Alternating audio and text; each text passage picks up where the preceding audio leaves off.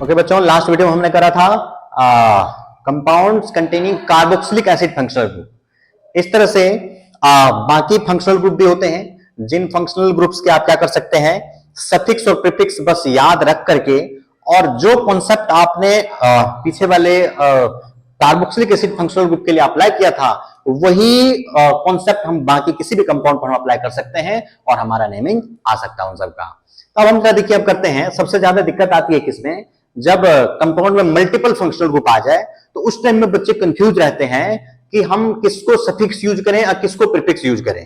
तो उसके लिए आपको क्या रखना, ध्यान रखना होगा कि फंक्शनल ग्रुप का जो सीनियरिटी ऑर्डर है उस सीनियरिटी ऑर्डर को याद रख लो, और सीनियरिटी ऑर्डर के हिसाब से हम फंक्शनल ग्रुप में सफिक्स पता करते हैं और प्रीफिक्स पता करते हैं।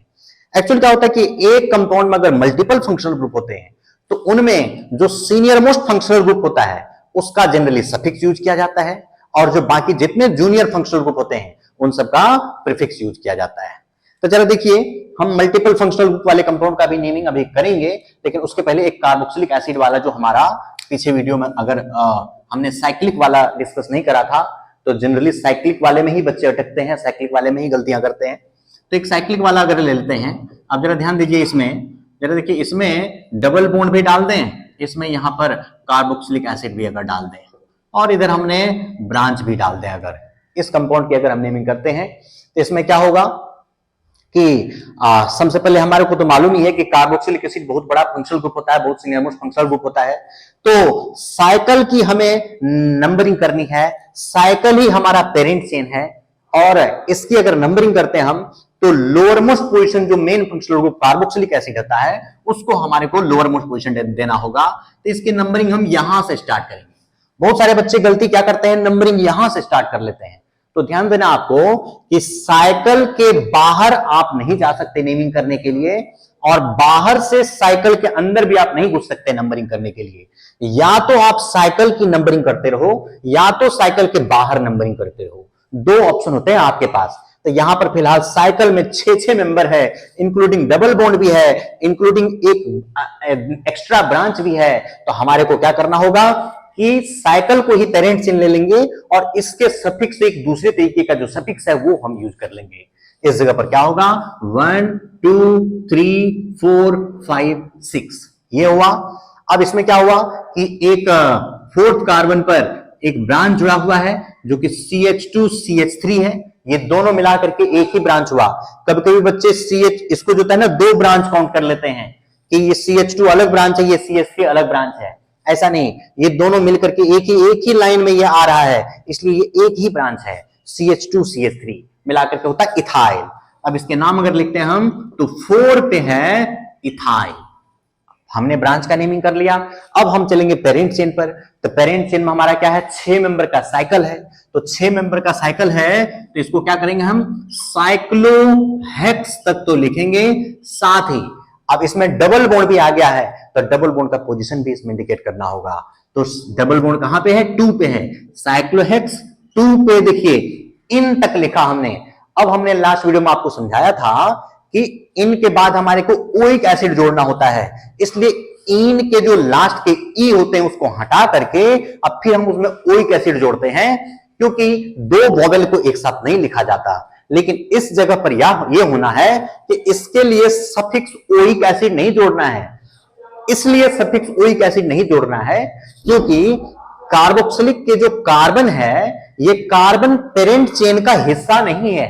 जब पेरेंट चेन में काउंट हो जाता है कार्बन, कार्बोक्सिलिक वाले कार्बन, तब उसके बदले सफिक्स ओइक एसिड जोड़ा जाता है। लेकिन जब ये कार्बन नहीं होता है पेरेंट चेन में इंक्लूड, तो उसके बदले जो सफिक्स हम ओइक एसिड ना जोड़ करके इसके सफिक्स हम कार्बोक्सिलिक एसिड जोड़ते हैं। तो जब कार्बोक्सिलिक एसिड हमारे को सफिक्स इसमें जोड़ना है तो कार्बोक्सिलिक का पहला लेटर होता है C, तो इस वजह से वो C वोवेल नहीं होता है, और वोवेल नहीं होता है तो हम इनके E पूरा लेटर तक हम लिख सकते हैं, पूरा वर्ड इन पूरा वर्ड आ जाएगा। ये साइक्लोहेक्स 2 इन, उसके बाद फिर 1 पे हमारा ओइक एसिड इस जगह पर नहीं आएगा, क्या आएगा, कार्बोक्सिलिक एसिड आएगा। क्यों, क्योंकि ये कार्बन पेरेंट चेन में इंक्लूड नहीं हुआ है। तो ये हो गया 1 पे कार्बोक्सिलिक एसिड। या ये 1 हम इंडिकेट नहीं भी करें तो भी हमारा चलेगा। ये क्या बनेगा कंपाउंड? 4 इथाइल साइक्लोहेक्स 2 इन कार्बोक्सिलिक एसिड। कार्बोक्सिलिक एसिड ये हमारा कंपाउंड हो गया। ये हो गया हमारे कार्बोक्सिलिक एसिड के कंप्लीट नेमिंग आपने कर रखा है। अच्छा, एक कार्बोक्सिलिक एसिड का और आता है कंपाउंड, जो कि अगर कुछ ऐसा होता है, जनरली बच्चे इस कंपाउंड को गलती करते हैं, एक ही ए साइक्लिक कंपाउंड में 3 कार्बोक्सिलिक एसिड फंक्शनल ग्रुप जोड़ा जाता है। अगर ये 3 कार्बोक्सिलिक फंक्शनल ग्रुप आ गया तो इस कंपाउंड के नेमिंग में ये कंपाउंड जो होता है ऑलरेडी जेईई मेंस नीट वगैरह में कहीं ना कहीं आ चुका है, कई बार आ चुका है, एक बार नहीं कई बार आ चुका है। तो इस कंपाउंड का अगर हम नेमिंग करते हैं तो इस कंपाउंड की नेमिंग करने के लिए हमारे को सबसे सुटेबल तरीका क्या है वो देखना होगा। तो उसके लिए क्या करना होता है, आपको पता है कि एक कंपाउंड में अगर 2 फंक्शनल ग्रुप सेम हो जाए, 3 फंक्शनल ग्रुप सेम हो जाए, 4 फंक्शनल ग्रुप सेम हो जाए, जितने भी फंक्शनल ग्रुप सेम हो जाए उन सबको लोवेस्ट पोजीशन मिलना चाहिए, हमें ऐसा ध्यान रखना है। वो सब पेरेंट चेन का हिस्सा होना चाहिए, हमें ऐसा ध्यान रखना है। लेकिन ये कार्बोक्सिलिक फंक्शनल ग्रुप में क्या होता है कि कार्बन कंटेनिंग ये फंक्शनल ग्रुप है, तो इसको अगर हम क्या करते हैं, अगर यहां से यहां को अगर हम ले जाते हैं, इसके पेरेंट चेन किसके नंबरिंग हम करते हैं, इसको अगर ये हम पेरेंट चेन मान लेते हैं, तो ये दोनों कार्बन तो पेरेंट चेन में इंक्लूड हो गया, लेकिन ये कार्बन तो पेरेंट चेन का हिस्सा नहीं बन पाया। तो इस वजह से हम क्या कर सकते हैं, ये स्ट्रेट नहीं ले सकते हैं इसके हम लॉन्गेस्ट चेन। दूसरा ऑप्शन ये हमारे पास, यहां से लेकर के अगर हम यहां को अगर चलते हैं, ऐसे करके अगर हम ये चलते हैं, तो ऐसा चलने पर भी क्या हो सकता है कि ये हमारा 1 और 2 कार्बोक्सिलिक एसिड फंक्शनल ग्रुप तो आ गया, लेकिन ये कार्बोक्सिलिक भी छूट गया, इंक्लूडिंग ये कार्बन भी छूट गया। तो ऐसा तो हम नहीं कर सकते हैं, और इधर से भी हम इधर नहीं आ सकते, इंक्लूडिंग सेम मैटर हो गया हमारा। तो कुल मिलाकर के हमें कुछ ऐसा सुटेबल तरीका इसका सोचना है जिस तरीके में क्या हो जाए कि तीनों फंक्शनल ग्रुप को इक्वल प्रायोरिटी मिल जाए, इक्वल प्रेफरेंस मिल जाए। हम ऐसा करते हैं, इसके लिए क्या किया जाता है, एक मोस्ट सुटेबल तरीका यह है कि हम तीनों ही फंक्शनल ग्रुप को छोड़ देते हैं और बाकी जो बीच वाले 3 है उसको ही हम पेरेंट चेन मान लेते हैं। तो ये 3 हमारा पेरेंट चेन बन गया, और तीनों फंक्शनल ग्रुप जो था इससे डायरेक्टली अटैच है, और तीनों ही कार्बन को हमने छोड़ा हुआ है, तीनों ही फंक्शनल ग्रुप वाले कार्बन को हमने छोड़ा हुआ है।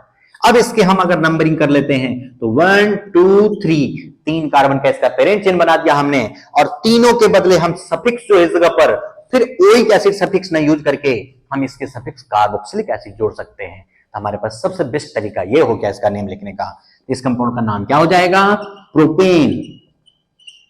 और 1 पे भी कार्बोक्सिलिक है, 2 पे भी कार्बोक्सिलिक है, और 3 पे भी कार्बोक्सिलिक है।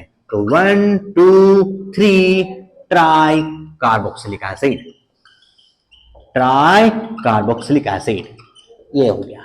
कहने का मतलब ये हुआ कि जब कार्बन को लॉन्गेस्ट चेन में काउंट नहीं किया गया, लॉन्गेस्ट चेन का हिस्सा नहीं बन पाया ये, तो इसके बदले सफिक्स हमने कार्बोक्सिलिक यूज किया, और जब ये पेरेंट चेन का हिस्सा बन जाता है तब हम इसके सफिक्स ओइक एसिड यूज करते हैं।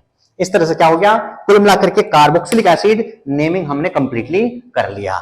अब हम जो है कार्बोक्सिलिक के आगे नेक्स्ट कंपाउंड का करेंगे जिनमें मल्टीपल फंक्शनल ग्रुप इन्वॉल्व हो। जरा ये देखिए, जिनमें मल्टीपल फंक्शनल ग्रुप हो। चलो बच्चों, तो फिर हम नेक्स्ट वीडियो में ही इसके आगे का हम चीज करेंगे।